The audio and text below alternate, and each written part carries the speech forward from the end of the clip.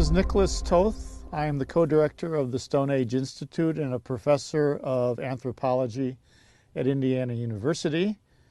And I want to show you what our ancestors started doing about 2.5 million years ago that we can see on the African continents.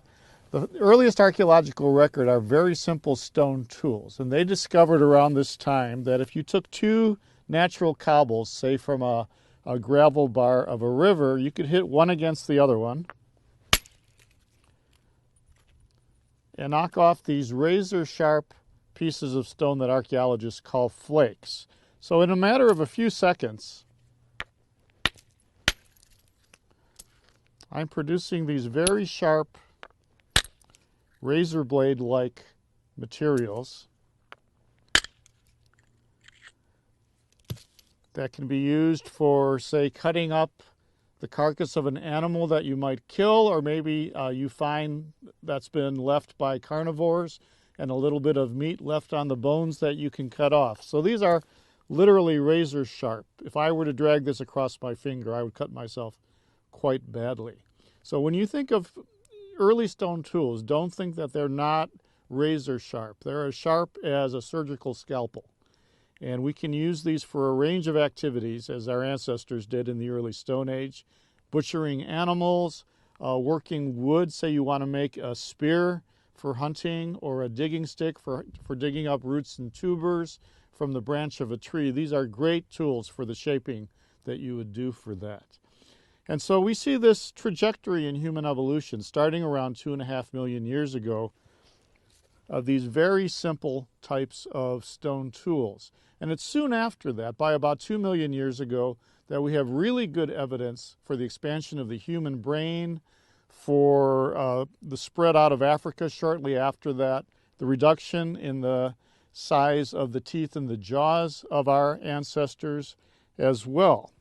And starting about 1.5 million years ago, they started getting more ambitious and making forms that we call so-called hand axes. They were probably held in the hand and used as cutting tools. This would be one, it's a more refined one from perhaps about 0.5 million years ago or so, made out of flint.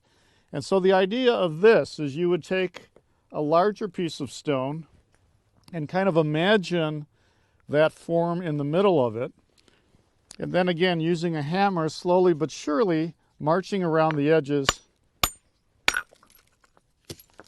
and knocking off flakes. So I'm using the scar of the flake that was just knocked off as a striking platform to go in the other direction.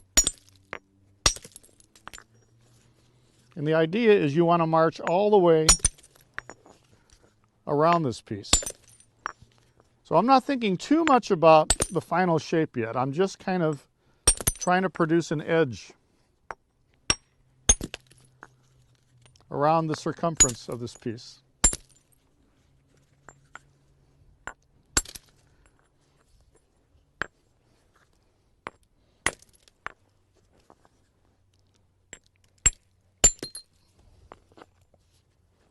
Okay, and so it would take me about another 5 minutes to go all the way around this.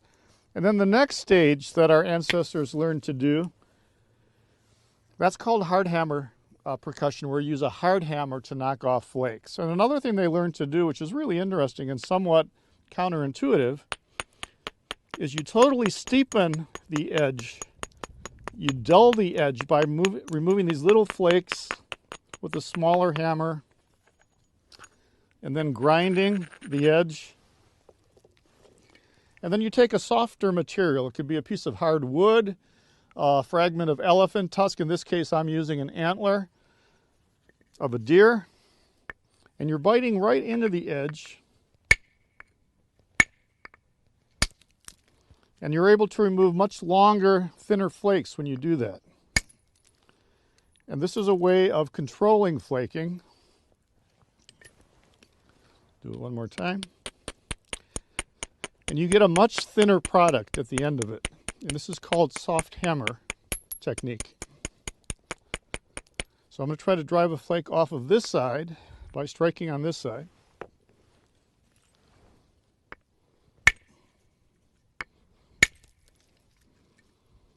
You can see how I did that. And by doing that, going around, you can carefully shape the edge, thin it, and make a superb butchery tool.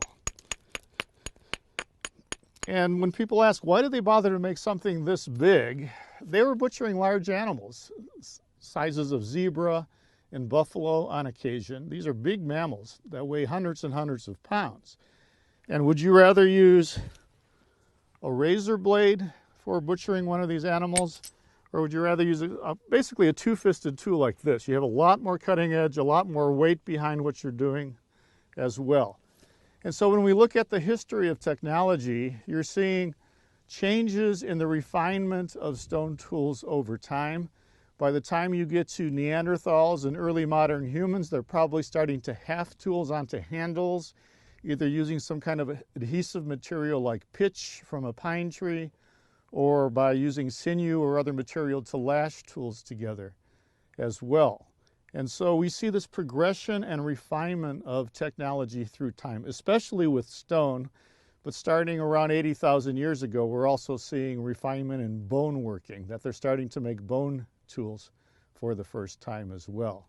And we strongly feel that technology is a very important element in the evolution of the human brain, that without technology we wouldn't have the high quality diet that we need that's driving that brain evolution. Your brain is about 3% of your body weight, but about 20% of your energy intake. So it's a very expensive organ to have. So we must have had a very good reason to have a large brain. It probably has to do with becoming very social animals. We're living in larger groups. We have to deal with a number of individuals politically and socially.